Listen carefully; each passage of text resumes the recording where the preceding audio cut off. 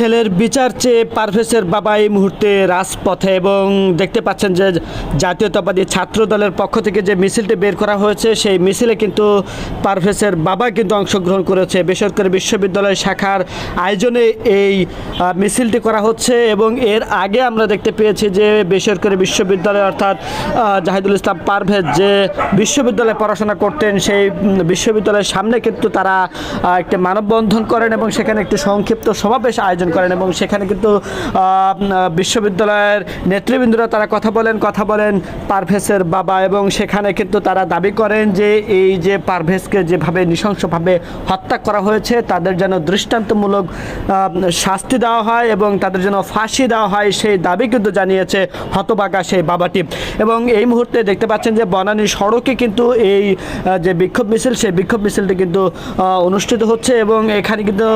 নেতৃবৃন্দ অর্থাৎ বেসরকারি বিশ্ববিদ্যালয় ছাত্র দলের শাখার নেতৃবৃন্দরা তারা কিন্তু এখানে অংশ নিয়েছেন।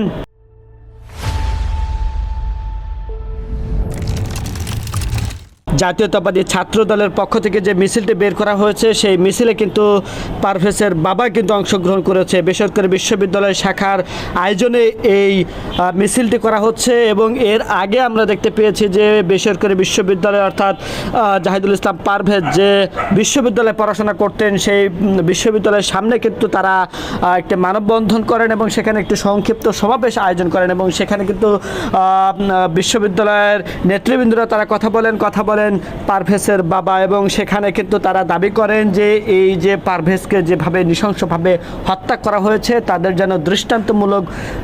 শাস্তি দেওয়া হয় এবং তাদের যেন ফাঁসি দেওয়া হয় সেই দাবি কিন্তু জানিয়েছে হতভাগা সেই বাবাটি। এবং এই মুহূর্তে দেখতে পাচ্ছেন যে বনানী সড়কে কিন্তু এই যে বিক্ষোভ মিছিল সেই বিক্ষোভ মিছিলটি কিন্তু অনুষ্ঠিত হচ্ছে এবং এখানে কিন্তু নেতৃবৃন্দ অর্থাৎ বেসরকারি বিশ্ববিদ্যালয় ছাত্র দলের শাখার নেতৃবৃন্দরা তারা কিন্তু এখানে অংশ নিয়েছেন